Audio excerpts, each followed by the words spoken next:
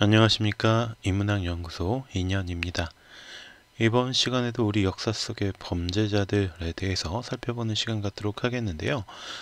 이번에는 어떤 한 범죄자라기보다는 그 범죄자가 만든 종교 단체에 대한 이야기라고 보는 게 더 정확할 것 같습니다.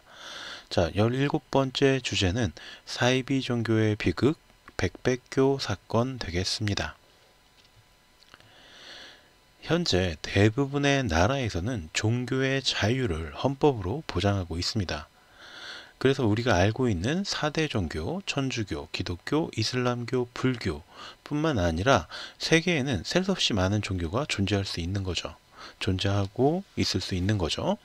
필자가 기독교인이긴 하지만 그들의 종교나 믿음 자체를 비난할 수는 없고 그래서도 안 되겠죠. 다만 그들의 어떤 믿음이 비뚤어지는 순간은 경계해야 한다라고 말하고 싶습니다. 일본에서 대표적인 사이비교, 오음진리교가 벌였던 사륙만큼이나 우리나라의 백백교 역시 엄청난 만행을 저질렀습니다. 자, 이거는 참고로 가져왔던 오음진리교 교주가 자기가 무슨 공중부양을 한다고 하면서 찍었던 사진입니다. 예, 옴진류교의 교주였던 아사하라 쇼코의 사진이었고요.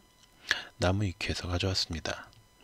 사이비 종교 중 일부는 탄생부터 사이비, 그러니까 사이비의 뜻을 좀 정리하자면 겉으로는 비슷하지만 속은 완전히 다름 또는 그런 것. 그러니까 겉으로는 종교 같은데 속을 알고 보면 전혀 그렇지 않은 것이라는 의미겠죠. 이런 사이비 냄새를 풍기기도 하는데 어떤 사이비교는 처음 의도는 그렇지 않았지만 차츰 변질되어서 바뀌는 경우도 있다라는 거죠.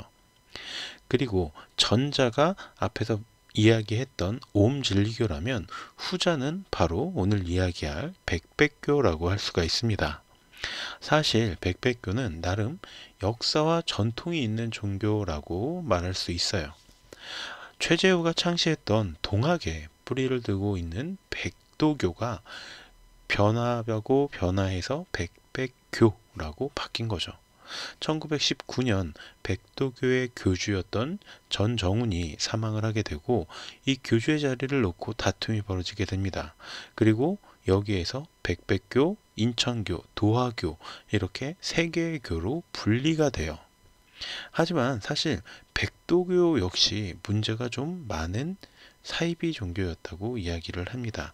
그러니까 원래 동학은 그런 게 아니었는데 그 동학의 뿌리를 두고 빠져나온 이 백도교라는 것 자체가 사이비적인 성격이 강했다라는 것이고요. 거기다 또 빠져나온 백백교는 더했다라는 거죠. 자, 우선 동학 자체는 그렇지 않았건만 백도교는 이미 전정훈이 교주였던 시절에 자신의 첩 4명과 일가족 8명을 죽이고 암매장하는 끔찍한 범죄를 저지르기도 했습니다. 이 범죄 행각이 드러나면서 박살이 났죠. 자, 여러분도 아시겠지만 1919년 일제강점기의 시대잖아요.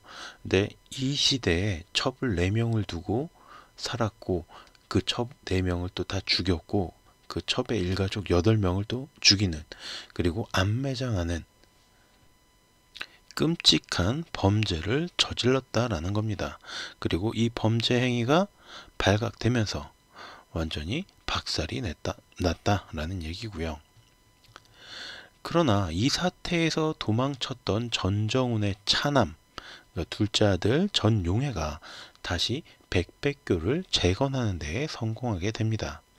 그리고 종말의 날이 오면 서양은 불로, 동양은 물로 심판을 받아 인류가 멸망하는데 이때 살아남기 위해서는 백백교에서 마련한 본소라는 곳에서 생활하다가 금강산의 피수궁, 그러니까 물을 피하는 궁이라는 의미겠죠. 로 옮겨가야 한다라고 전파를 했습니다. 그러면서 대원님, 즉 백백교의 교주를 부르는 호칭인데 이 대원님이 불로, 그러니까 불을 통해서 장생을 원하는 사람은 동해 천리 밖의 신대륙으로 보내주실 것이고, 부귀와 영화를 원하는 사람은 계룡산으로 인도한다라는 교리를 전파했다고 합니다. 동해에 천리밖에 신대륙이 있다. 전용에는 아마 사실 콜럼버스가 아니었던가 생각해 볼 수가 있겠네요. 신대륙을 발견한 것 같아요. 어쨌든 이들은 당시 유행했던 여러 신흥 종교들처럼 특이한 주문도 외우게 했는데, 입교 의식 때 당시 돈 1원을 내고요. 제제자 제제자, 천원도우 제여자 제여자, 지후도우도, 신인천주, 임조 화상고령 천영 주전장, 생로도학 3층 3개, 사신고우 3층 3개, 현신도우. 제가 나름대로 잘 읽은 것 같아요. 자, 어쨌든 이렇게 어려운 주문을 외워야 했고, 이 주문을 7번씩 3차례 외워야 했대요. 그러니까 21번을 외워야 했고, 입교하고 나서도 다음과 같이 성별과 나이에 따라 다른 주문을 외워야 했다라고 전해집니다. 그래서 성인 남성은 백백백 으으으 적적적 감응 감감 응 하시옵숭성, 네, 이렇게 외워야 됐고, 성인 여성은 백이부인 선선감감응, 이런 걸 외워야 했다고 합니다. 발음은 좋아질 것 같아요. 자, 아무튼 이런 종말론과 함께 내세운 백백교의 중심 교리는 한 사람, 즉 교주가 되겠죠. 한 사람의 흰 것으로 천하를 희게 하자라는 거였는데, 혼란했던 당시의 사람들은 이런 백백교의 교리에 빠지기가 쉬웠고요. 폐광과 금괴를 묻어놓고 전용의 힘으로 다시 금광이 생겼다라는 사기 행위를 통해서 사람들을 속이고 교세를 확장시켰다고 합니다. 일제 역시 조선 안에서 퍼진 사이비교에 큰 관심을 두지 않았기 때문에 이들의 만행은 단순 사이비교에서 광신의 범죄 단체로 변화하게 됩니다. 우선 전용회는 자기 스스로를 신의 아들이라고 믿었는데요. 불로장생과 부귀영화를 내려준다는 거짓말로 신도들에게 과도한 헌금을 바치도록 강요했고요. 또한 간부들을 각지로 보내서 예쁜 딸이 있는 부모들을 집요하게 전도를 해요.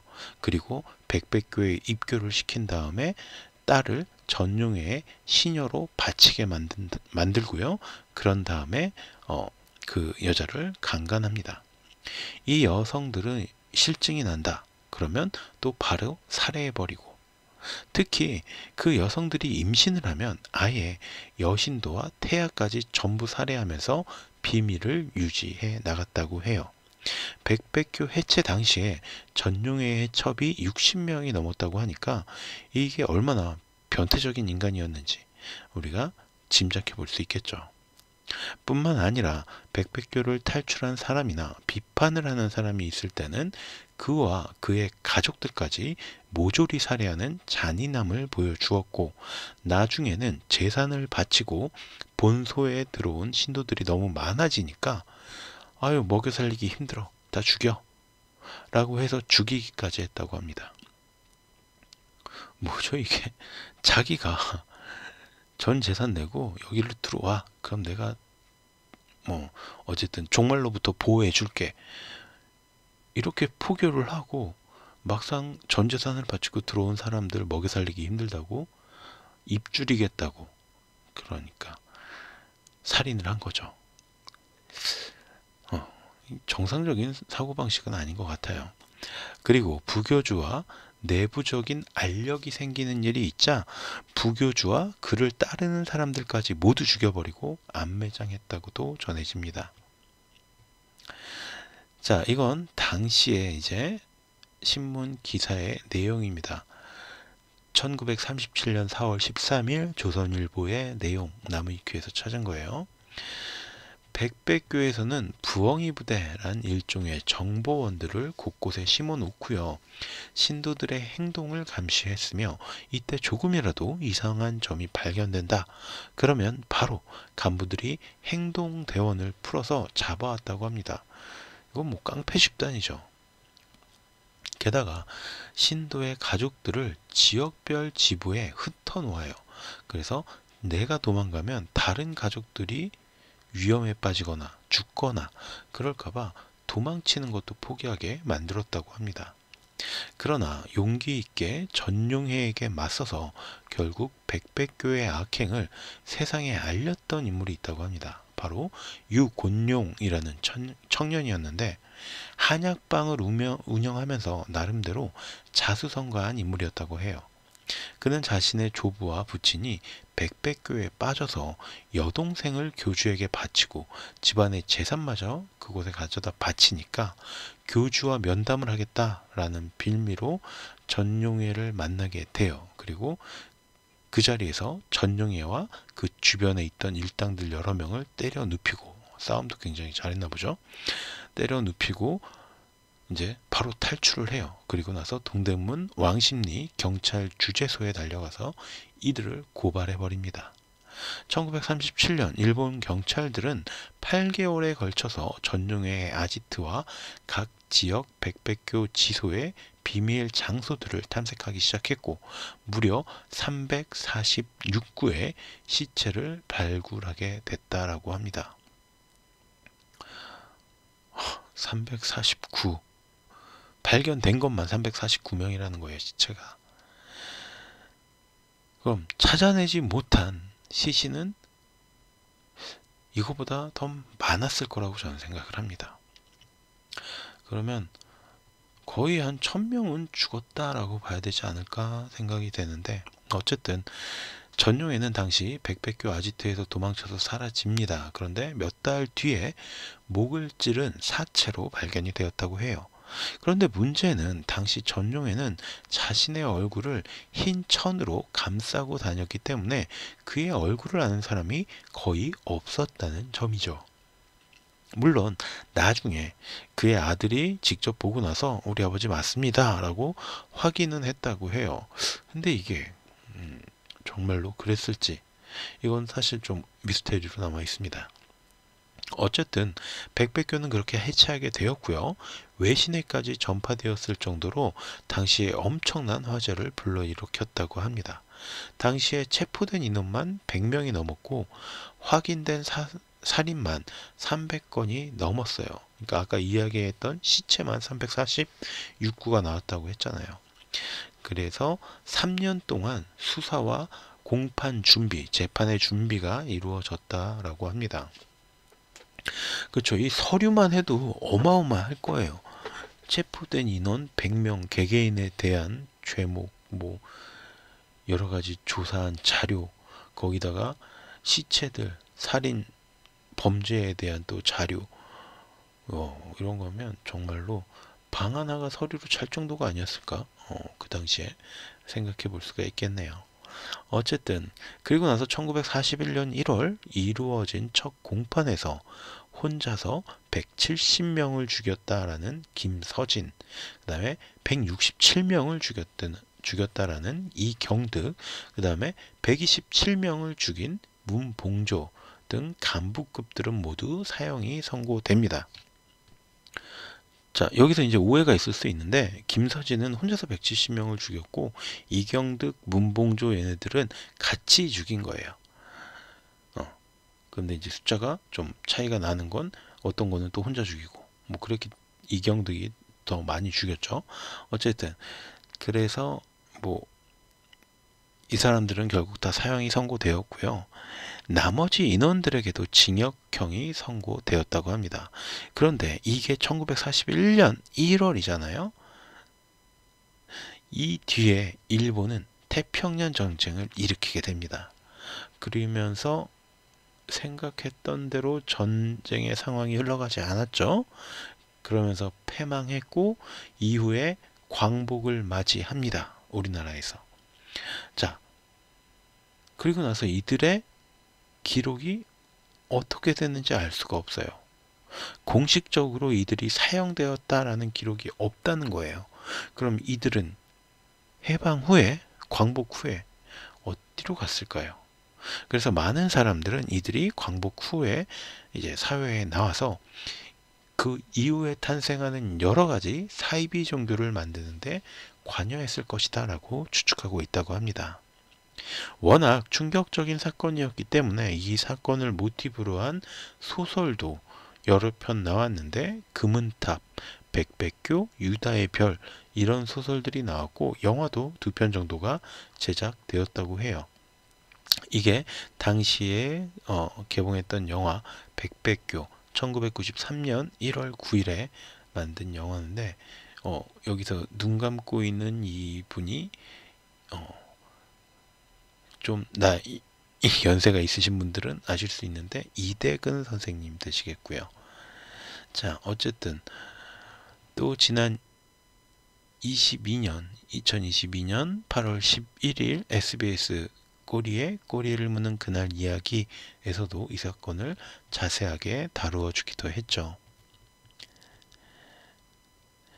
결국 잠재적으로 1000명에 이르는 사상자를 내었을 것으로 짐작되는 백백교 사건은 이렇게 막을 내렸지만 아직도 우리 주변에는 사이비교로 불리는 많은 종교들이 있고요. 이들의 온갖 사기와 기망행위로 인해서 피해자들을 만들어내고 있습니다. 부디 자신들의 비뚤어진 믿음으로 인해서 이렇게 끔찍한 사건이 다시 벌어지는 일은 없기를 간절하게 소망해 봅니다. 오늘 컨텐츠는 여기서 마치도록 하고요. 오늘 여러분이 청취하신 컨텐츠가 마음에 드셨다면 구독과 좋아요도 부탁드리겠습니다. 저는 다음 시간에 또 다른 범죄자의 이야기로 돌아오도록 하겠습니다. 감사합니다.